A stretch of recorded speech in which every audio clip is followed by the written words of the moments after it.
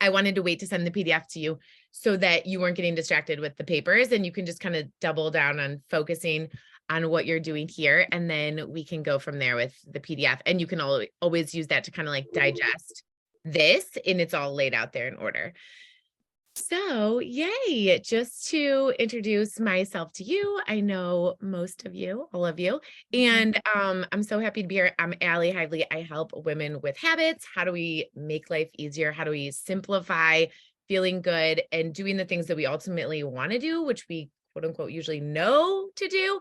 And for some reason, for all the reasons, that it just doesn't happen all the time in our lives. And so, how do we continue to simplify, to streamline, and really to just like make it easier, because we have such full plates and we have our hands in so many things, and we're leaders in so many different spaces in our life, especially in our house. And then however we're leading all of these different spaces, we're always, of course, in charge of leading ourselves, which sometimes falls down to the bottom of the list. And so how do we take these habits? And I like to focus on the biggest habits being habits that have like a really strong ripple effect.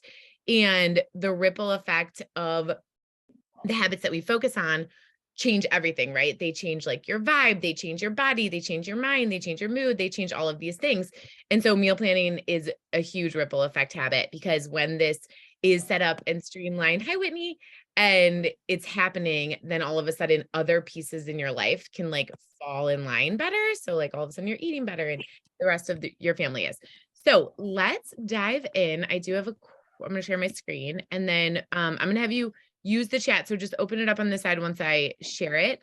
Because I also really like connecting with you and having you connect with other women to realize like, oh my gosh, you are not alone in all of these struggles, is like, I feel like such a gift that I have all the time, because I'm always talking to women about this, but I know that we're all behind our own screens. We're all in our own homes. We're all battling the same battles that we don't even realize each other are also experiencing. So I love to just open that up. And like, I definitely want to, get into sharing, but I want to stay focused on our timing. And so we'll use the chat at first, and then we'll open it up to conversation, because I think that that is one of the most, powerful things, is that group connection. So do it. Okay. I'm going to share my screen. And like I mentioned, why is this not sharing? I swear Zoom is like updating every single day. It's like you can't find the things that you're looking for all the time. So here we are. I'll make it simple. Okay, so and you can move the pictures if you need to out of the way, if they're in your way. Like I just said, that meal planning has this ripple effect. And like my whole goal with supporting women is that women support the world, right? So without us, like nothing gets done, things don't move forward, people don't get taken care of. So we need to feel our best in our body and in our mind. And over my journey of coaching and teaching fitness and my own personal journey, I really realized some of these pillar habits that have this impact. And for so long, I was in my own struggle with my body and my weight. And then I shifted so many different things to allow myself to have more space. But really, it came down to this feeling of like, okay, how do I feel lighter? How do I feel lighter physically and mentally and energetically and spiritually and all those things? And so these are the habits that we're going to talk about that lead to that. And I've really broken it down to kind of 3 buckets. And this is what I focus on. And we're going to take one of the pieces in one of the buckets. But meal planning actually, like I said, has an impact on all 3 of the buckets. So one is that nutrition. Like if we're doing all these other things and we're just like on a roller coaster with nutrition, or we're in that all or nothing mentality, or we're just not sure what to do, or we're sick of diets and we're just confused, then that has an impact on everything else. If we're kind of in that super heavy stress place and we're not able to like move through our moods or handle our emotions, and our energy and our vibe are affected, then that affects everything else. And then same thing, if our lifestyle habits, if we're just spinning our wheels, we're trying to like do all the things, trying to keep up, but we're running on empty, don't have sleep, don't have these things. So these are all so connected, and they're all about all of us. So you can't just separate it. And I think that's one thing that the wellness, the diet industry has really done, is they've separated it to be like just about food or just about this or just about that. And it's really that comprehensive piece. And meal planning, which sounds like it is just like one specific thing, it really does have this huge impact on all things. So enough of me talking for a second. I want you to tune into you and your situation and your body and your life. And I think, do you see me moving us around? Mhm. Okay, so should I cover up Ryan? Bye, Ryan. I'm gonna move us over here. Okay, so I have a couple questions for you, and I want you to share in the chat. What on a scale of 1 to 10 would you give your meal planning situation right now? Like if you were going to rate 10 out of 10, it is so smooth. I have it dialed in. I'm assuming nobody has a 10 right now, or they're probably like not going to be here on this chat, right? Okay, yeah. So 3, 5, exactly. 0. 0 doesn't exist. Yeah, perfect. Okay, absolutely. So you're kind of just like winging it, or is that right? You can unmute. Totally winging it, like it doesn't exist. Mhm. Yeah. Yeah. Awesome. Okay. So super good to recognize and realize, because whatever you are, we can focus on getting you to a 10, but really we just want to focus on getting you to a 6 or a 4 or a 2 at this point, and then we can go from there. So thinking about that in regards to where you are right now, it's like, why is that the case? Um, so do you want to share in the chat, or do you have any understanding of why that is the case? I just don't take the time. Do you want us to verbalize or type? Yeah, let's just chat. That might be easier. Yeah, go ahead. You don't take the time. I just don't take the time. I know I should do it. I need to do it, but I'm not making it a priority. Mhm. Yes, totally. It just falls right down the priority list. Yes, yes, yes. Anybody else want to share? I mean, Yeah. I'll start and I'll do some meal preps. Sometimes then I won't eat what I've prepped because it's like, "Oh, I don't want that tonight." And then, I have a 16-year-old son who doesn't want to eat anything that I prep, so he'd rather order Chipotle, so it's not a priority for him. And then it just kind of falls to the wayside. Yes, yes, yes. Absolutely. Yeah. Best laid intentions, and then it just falls apart. Totally. Anybody else? I don't have ideas. Too picky kids who don't make yes, exactly. Exactly. So here are probably everyone's answers, right? You have no time to cook. Everybody doesn't like the same thing. That should say thing, not time. You're not sure what to make. You either have too many ideas, which I think can happen actually really often because we get overloaded with Instagram and Pinterest and all these recipe sites, right? Or you have no ideas because your mind is just blank, or you're just like, oh, I just made that last week, or you're just sick of everything and you're overwhelmed because it's such a huge thing and it happens every single day. Another huge one is like, you don't like cooking, you're sick of it, right? Or you would like cooking if you had all the time in the world, but because time is limited and you're busy, then cooking isn't fun. It's not fun to put together, especially when you put something together and either you don't want it or everybody else doesn't want it. And then it's like even makes you want to cook less. And then same thing, like no motivation. You're just like, what's the point if I do it? Then we're not even going to eat it. We're not even going to like it. Like there are so many reasons. So yeah, so just know that, like, even just hearing this little group of us right here talking, and these are, pulled from all of my experience with myself and with all the women that I talk to all the time. And like, this is so common.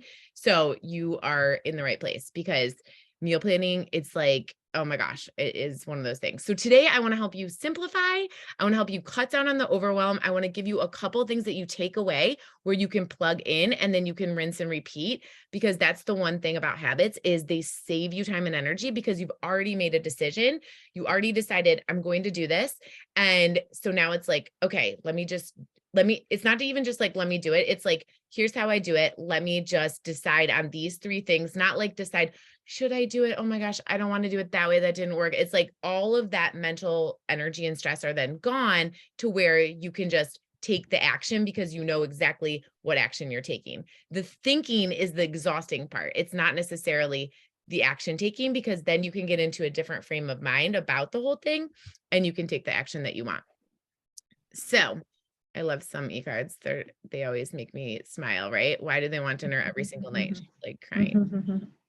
But that is exactly what I started off by saying is like, when you bring in your own energy to meal planning and you decide like, okay, you know what, this is a absolute ripple habit. If I do this one thing, it will have a positive impact on everything that I eat. It will have a positive impact on my stress because I feel more in control. I feel more prepared. I feel more successful. And it will have a positive impact on your energy because when it comes to 4 or 5 o'clock, you're like, okay, I have a plan. You don't have to then start thinking and get into these old patterns, old cycles. So just knowing that. And then when you walk away from today, you have this idea of like, oh yeah, that's right. This does have a really powerful impact. And at the same time, if I focus on this one thing, it's going to spread that positive impact to all these other pieces. So continue to keep that in the front of your mind as you let go of these old ideas of like meal planning doesn't work. It's so annoying. I can't do it, blah, blah, blah. All those stories that you don't want to tell yourself because they're not going to be supportive to you. So this, I don't know where we should go so you can see my little things, but basically, the first step I want you to do is take out your calendar. So you can look on your phone if you're not on it. You can look at your, you can just minimize this screen and open up your Google Calendar. Hold on a second. Do you guys use a Google Calendar, first of all? No. No. Does anybody? Sometimes? Yeah. Perfect. Do you use an actual calendar, like a paper calendar? I do. Yeah, Yeah, that's good. Yeah. Yes. And on my phone. Paper calendars for the win. Wait, does everybody use a paper calendar? Okay. Shannon, you're a paper calendar. Emily, you're on your phone. Whitney, are you paper calendar? This is like a very silly step, but is anybody, well, I'm going to save this workshop for another day, the Google Calendar workshop, because that is a game changer when you get your family all merged on the calendars and then the dinner goes on there. That I think is a true game changer, but we're not going there right now. We'll go there next time. So right now you're just looking over your calendar and you're deciding on like what is realistic for how many nights a week you want to cook. I want you to think like, okay, between how much you like the decisions that need to go into this are like, how much do you like cooking? How realistic with your job, with your kids, with your spouse, with your partner, with all of those things, how realistic is it for you? Because I want you to pick a realistic number. And if your number is 2, that's okay. If your number is 1, that's okay. If your number is 4, that's okay. If your number is above 4, I'm probably going to question you, but we can talk about that too. So, okay. Yeah. Google Calendar, Whitney, that's perfect. What is your number? How many 3 or nights? 4. 3 or 4 nights you want to cook? Mm-hmm. Yeah. Emily, you too? 3 or 4? Okay, 2 or 3 for Whitney. Shannon, Carrie, what are you guys?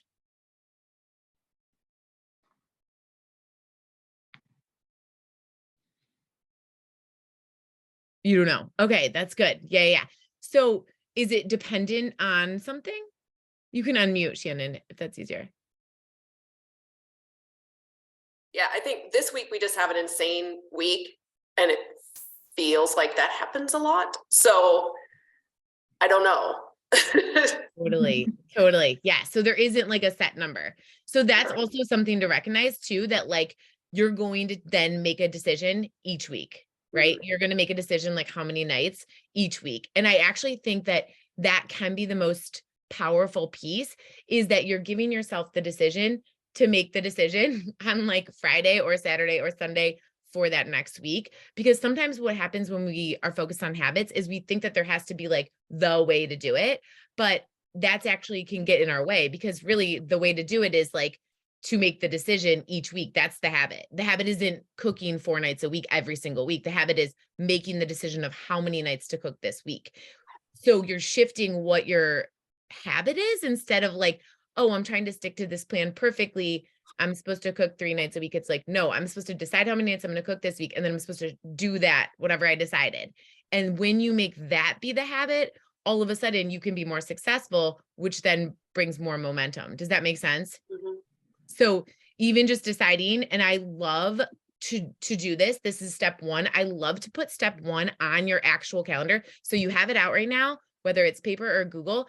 And I want you to pick a time during the week before. So you're looking at like, I like Thursday or Friday because once the weekend happens, meal planning all of a sudden takes a different energy of like, oh my gosh, it's Sunday. And like, there's this heaviness to like, I have to cook all day Sunday, or I have to, you know, I have to do all this stuff on the weekend when your family is like full of activities and, you know, things going on, or you want to have fun, or you want to relax, doesn't matter. But there's like this idea that meal planning has to happen all day Sunday. And I think that feels really heavy.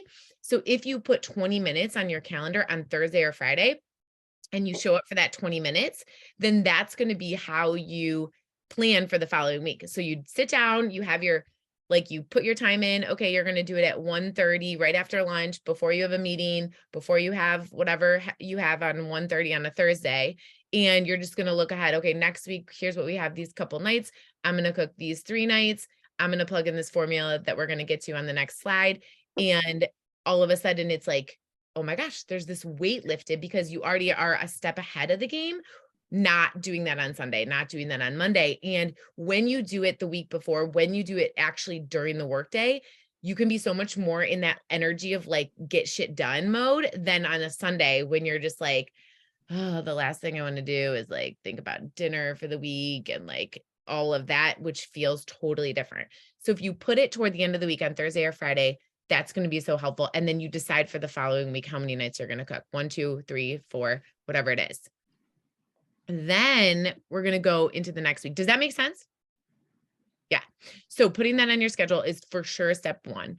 Then the next week. So this is the pattern that we're following right now for Positively Lighter, which is the group women's program that I run. And so for this season, because I change it every season, it always involves 3 meals, and it's sheet pan, bowl night, and Instapot.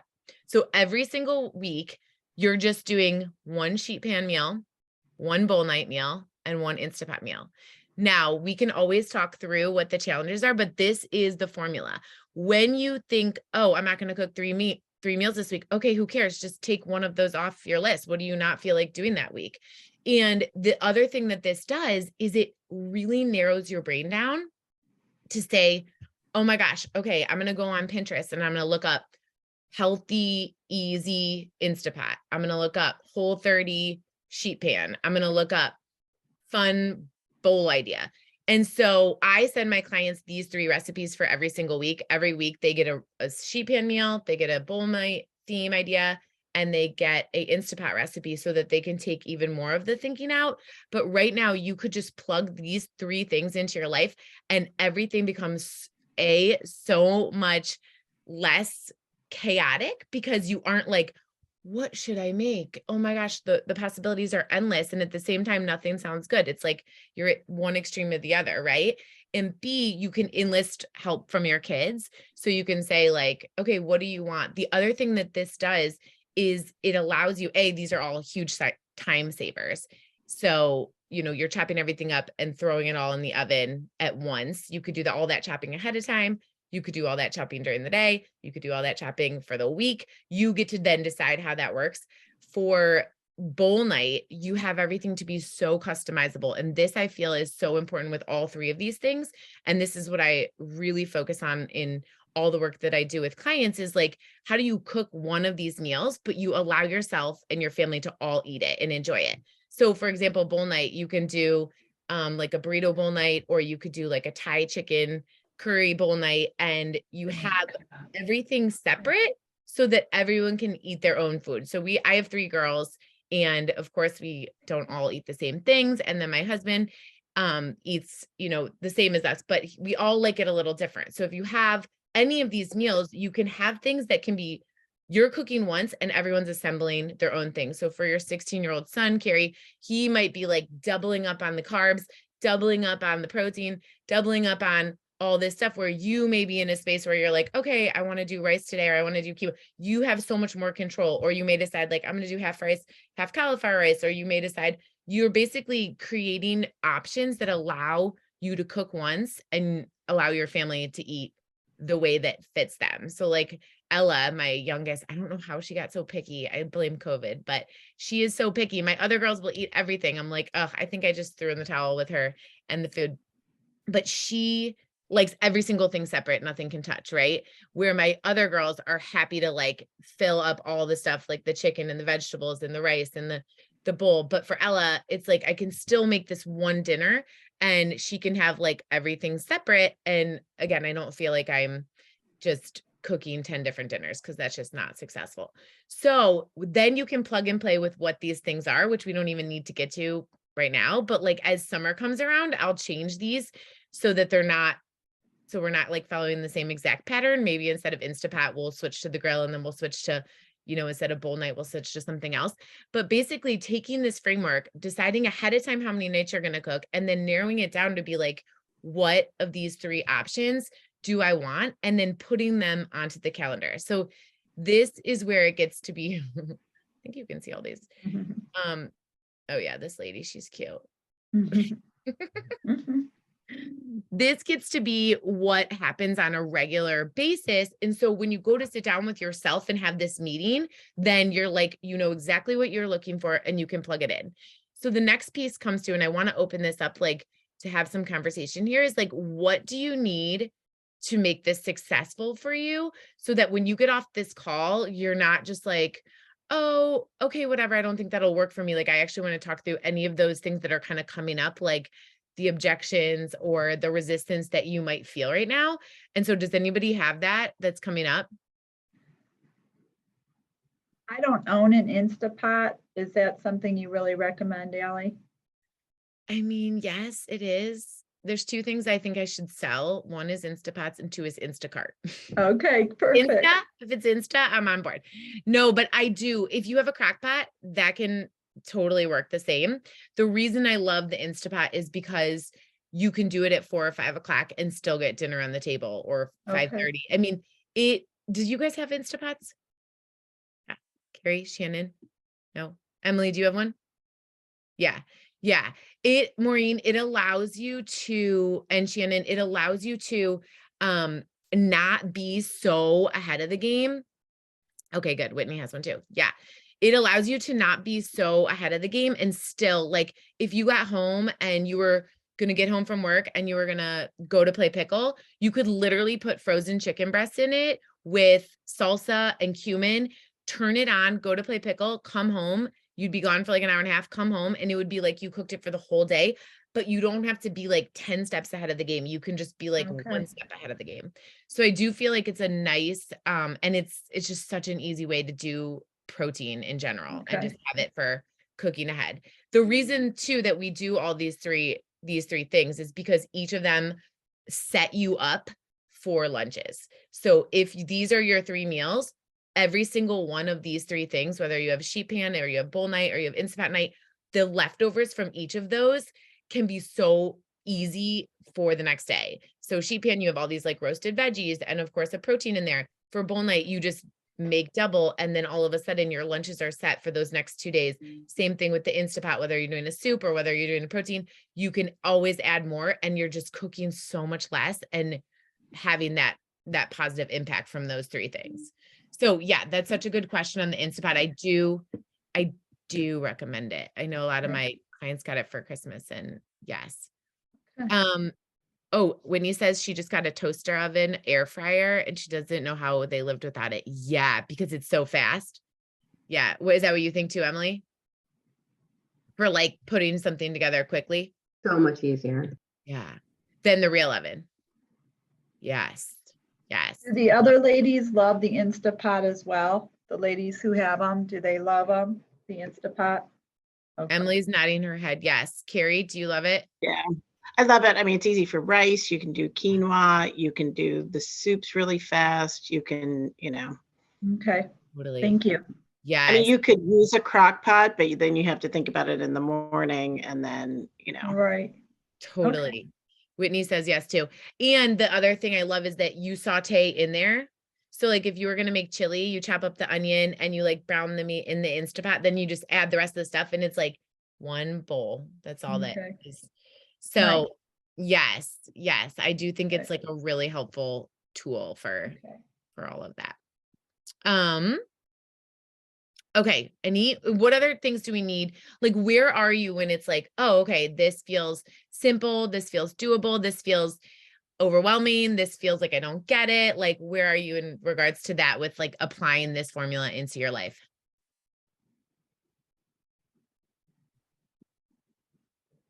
I mean, it seems doable. Yeah. What do you think the biggest piece is for you? Which dinner? Wait, what? That's right. Which dinner? Because we have multiple dinners in our household. Yeah. Yeah. Yeah. I mean, like It's 4 the o'clock dinner after- or the it's 9 o'clock after dinner? school dinner. And then there is the evening dinner.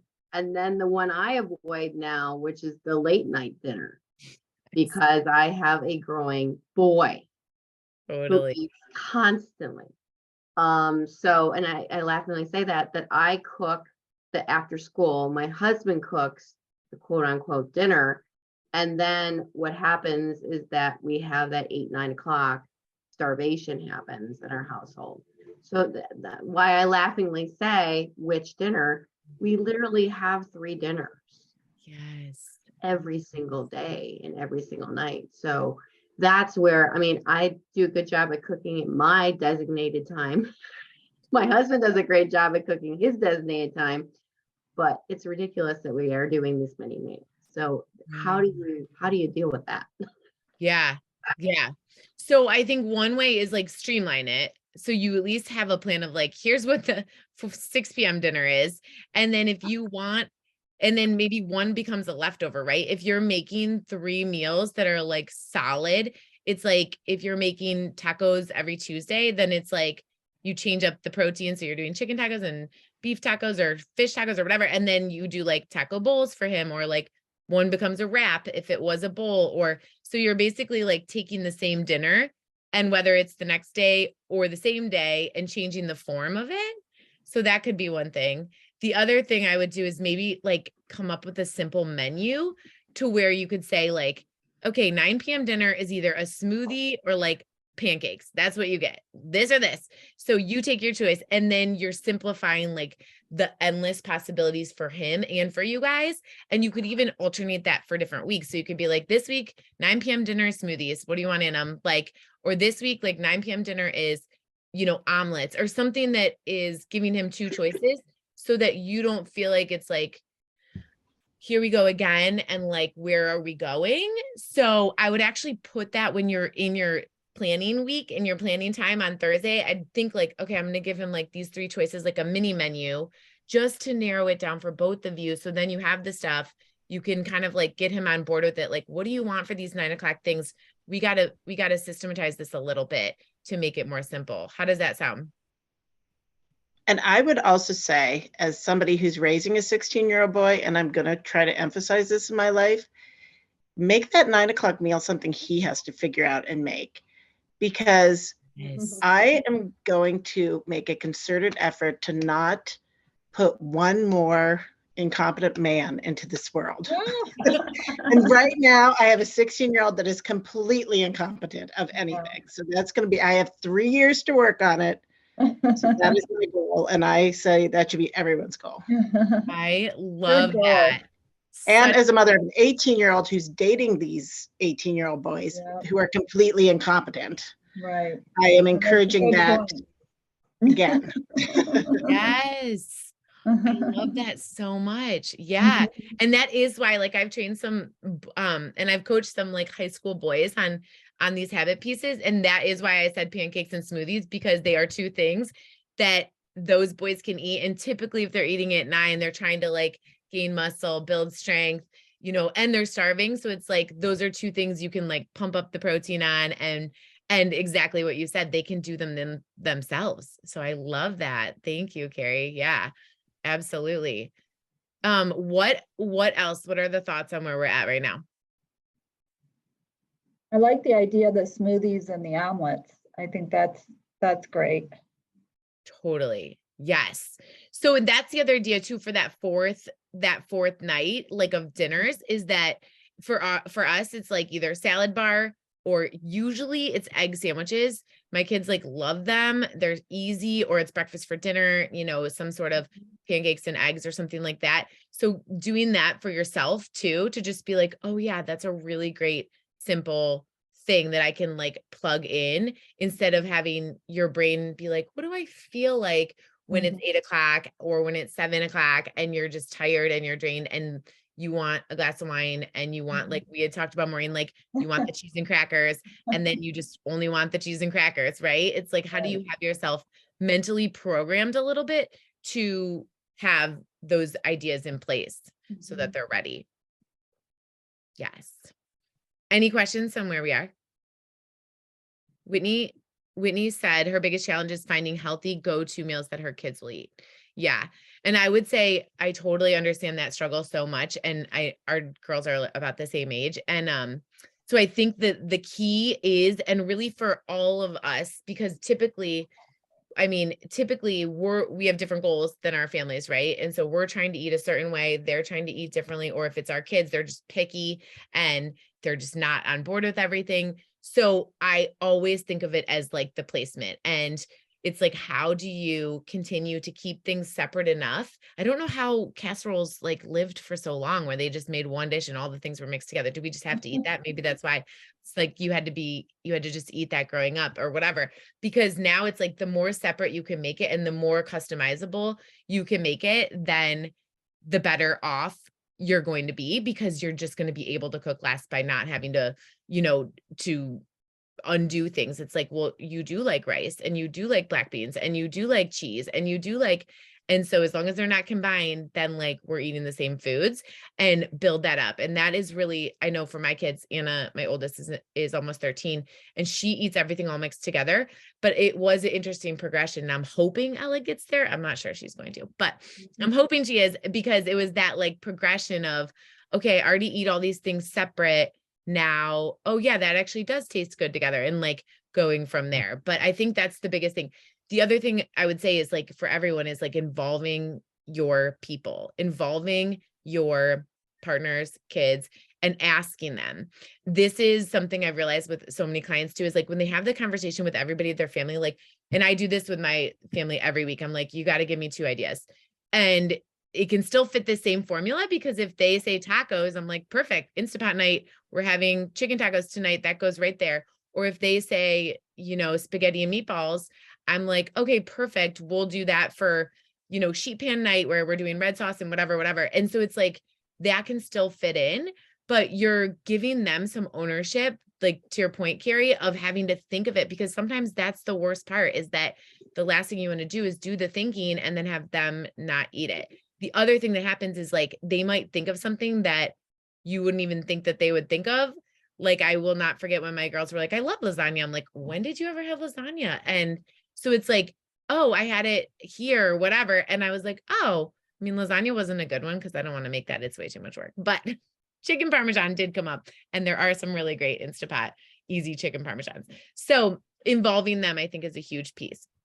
Then I want to just also encourage you, and this goes back to the calendar, which is like gold. So everything when it comes to habits, the more you can put yourself on your calendar, you put your workouts on there, you can put journaling, meditation, you can put time with friends, connection. Of course, we need to do that to keep ourselves sane, but putting your dinner on the calendar. And this sounds like a little silly, but especially if you have a Google Calendar that you have shared with everyone in your family so that they can see what's for dinner.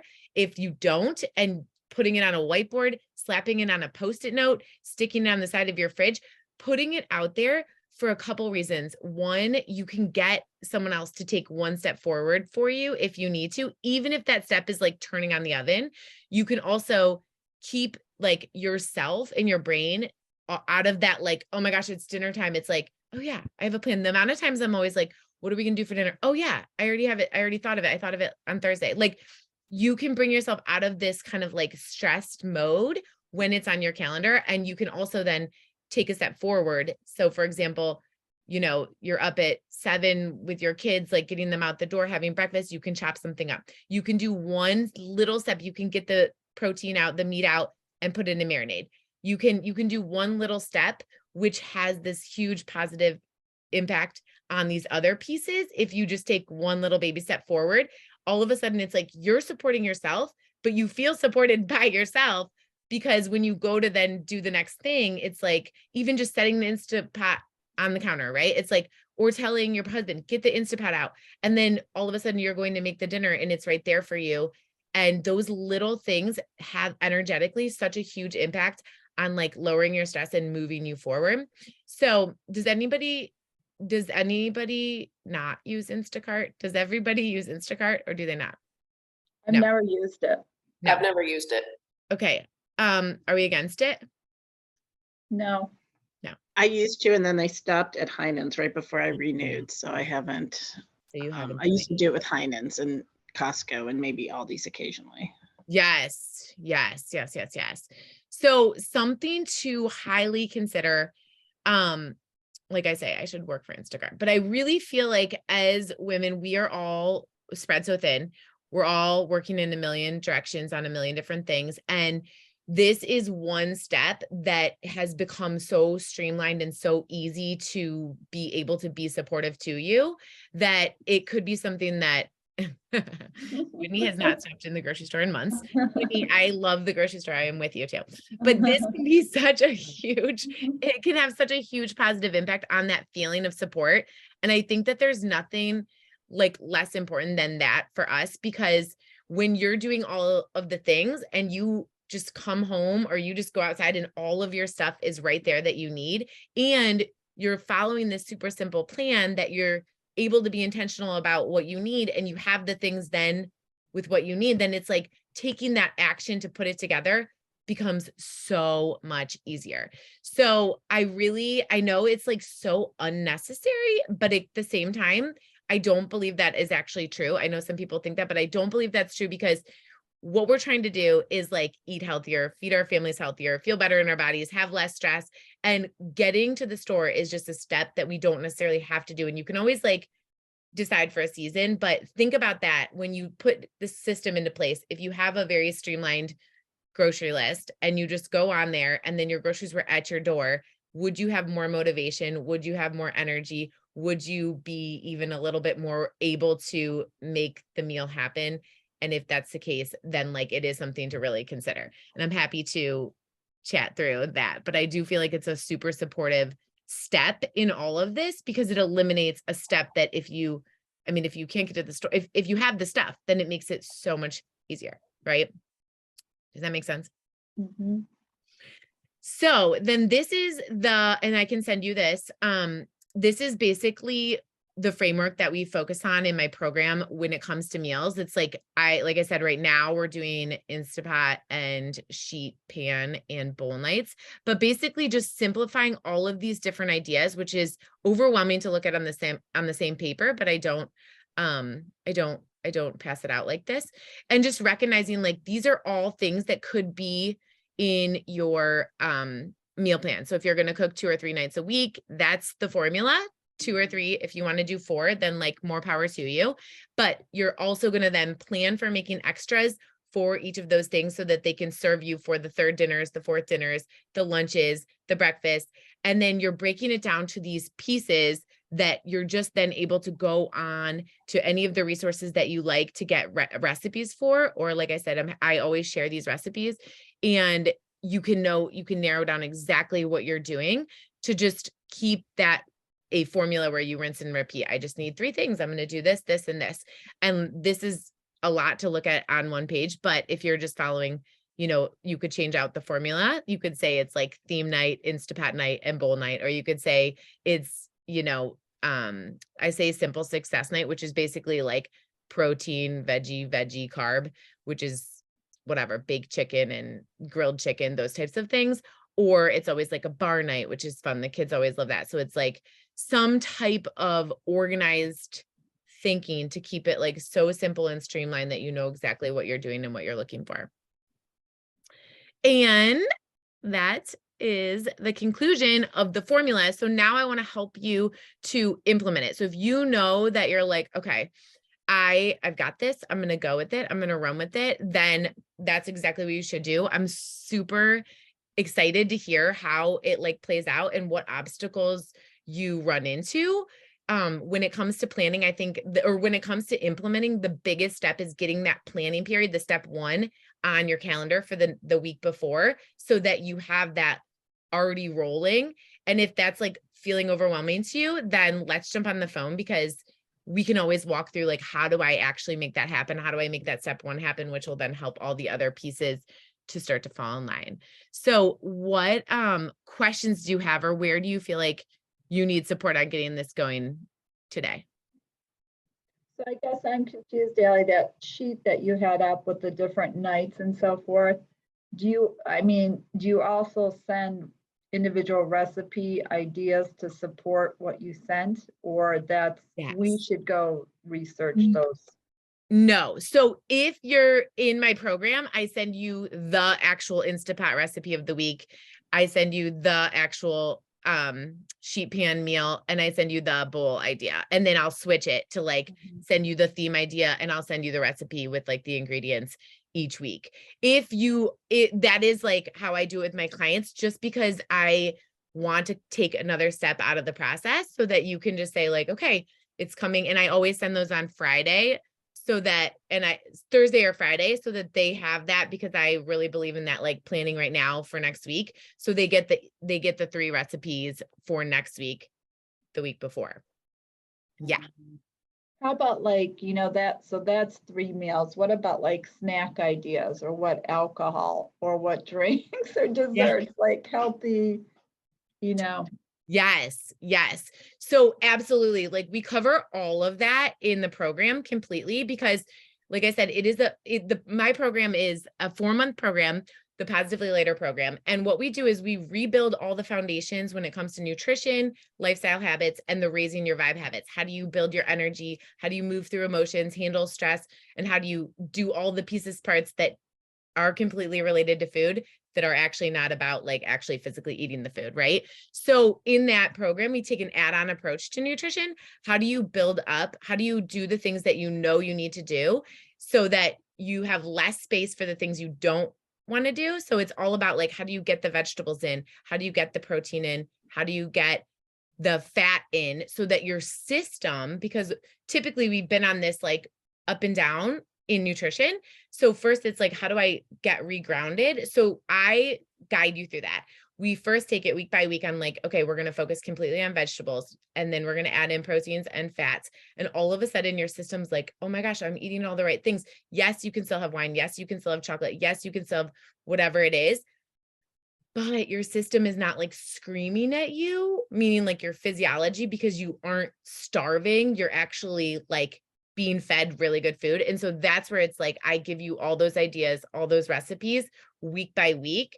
So in the first phase of the Positively Later program, we're doing that. We're like rebuilding the nutrition. So you're on solid ground, you're given the snack ideas, you're given the drink ideas, and at the same time, it's personalized. So it's like, how do I get these veggies in? Well, if you hate zucchini, then you shouldn't eat zucchini. I'm not going to give you this exact meal plan where you have to follow it, because we're all adults and that's not sustainable. Like you have to then decide, how am I going to get these veggies in? So I help you to figure out, how are you going to get these veggies in? And like, if you're working a ton of hours, what are you going to order at the store, from the grocery store? What are you going to order at takeout? What are you going to order when you go out to dinner? So that you're checking those boxes to fill yourself up. And then we move into like the pieces of, how do I make sure that these systems are really set up to then continue to make the nutrition easy? And then how do we manage the stress and the emotions to then continue to not get in the way of the nutrition that we've built? Does that make sense? Mhm. Thank you. Yeah.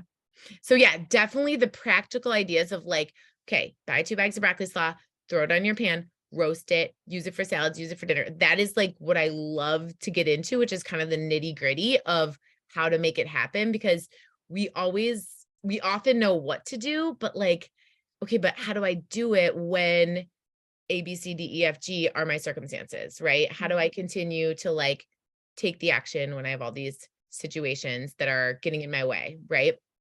So that's a huge piece. That's helpful. Thank you. Yes. What other questions, or how do you guys feel about implementing this?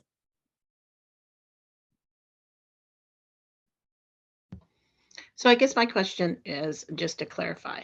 So say I decide to cook Monday, Wednesday, Friday. So Monday night I make a sheet pan meal, Mhm. Wednesday a bowl night, and then Friday Instapot, and then eat you know, the leftovers for the lunches or the following meal.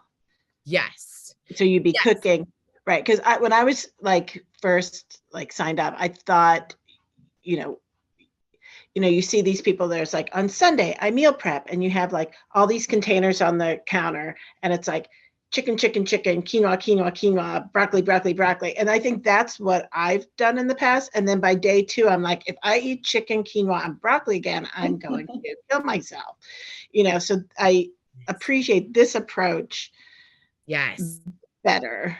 Yes, exactly. Exactly, Carrie. Yeah, because I am the same. I've done the same thing. First of all, takes your whole day and you cook all this stuff and then you don't even want to eat it and it's gross by like 3 days later.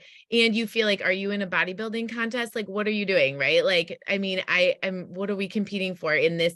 I just feel like that is such a old mentality and it leaves no flexibility. And it just feels terrible. Right. So yes, that is exactly it. It's like, how do you just, when it comes to being prepared and when it comes to meal prep, I always think you have to just be 1 step ahead of the game. It feels good to be 3 steps ahead of the game. You don't actually want to be 7 steps ahead of the game because A, your food's going to be gross. B, like your friend invited you to dinner, you have a sick kid, you don't feel like that, all the other reasons, like being 7 steps ahead of the game is too much.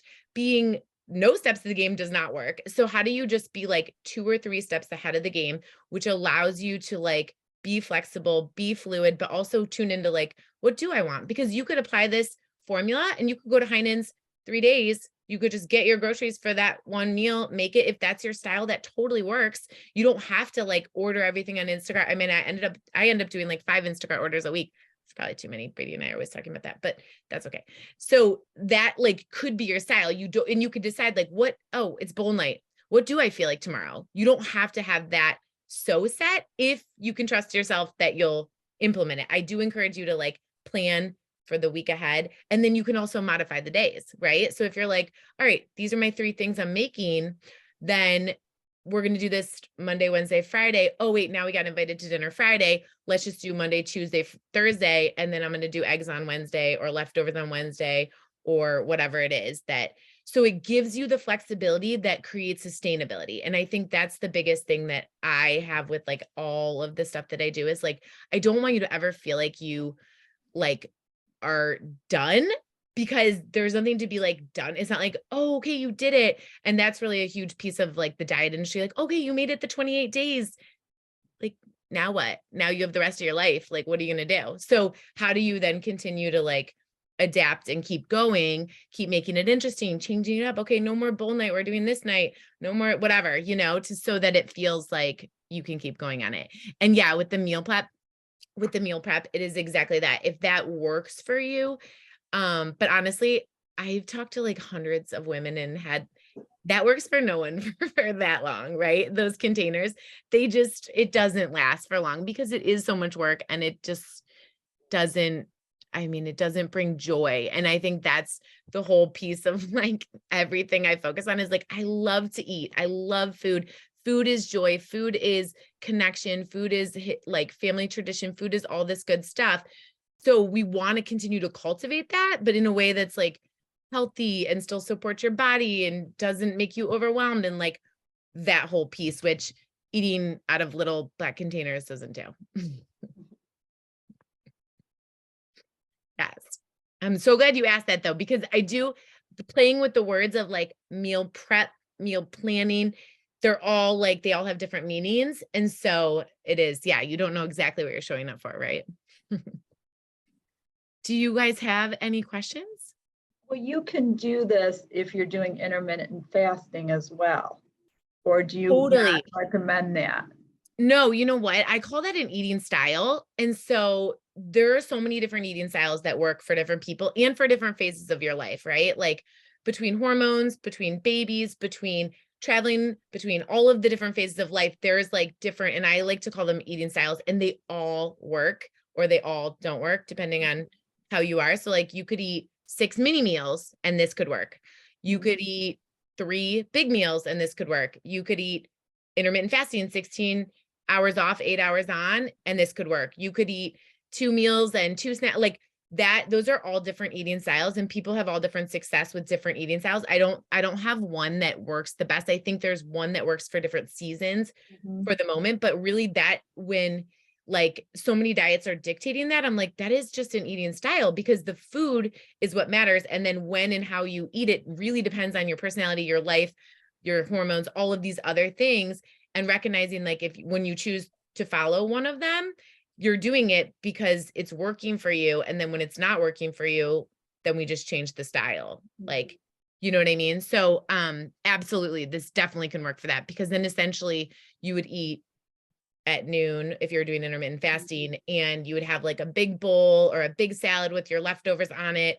And then you'd have the dinner that you already mentally prepared. And then same thing, you could eat the next one, or you could skip a day and eat it 2 days later. Either way. Okay, Thank you. Yeah. Any other questions? No? Thank you guys so much for jumping on. So I'm going to follow up with you. If you want to jump on the phone one-on-one and just see how this fits in your life next week, we can always talk about like where you are with that. If you want to learn more about the Positively Lighter program and you know that this could be a huge piece because it's all about those ripple habits that have an impact on all these different spaces in your life, then definitely just reply back. I'm going to send you the PDF, and then we can always jump on the phone and talk about what that looks like, and we can go from there. Thank you. I know. Thank So good to you. see you. Nice meeting everyone. It was very helpful. Yes. Yay. Good to see everyone. Thank you. Thank you. And have a great day. You too. Thanks, Ally. Bye. Bye.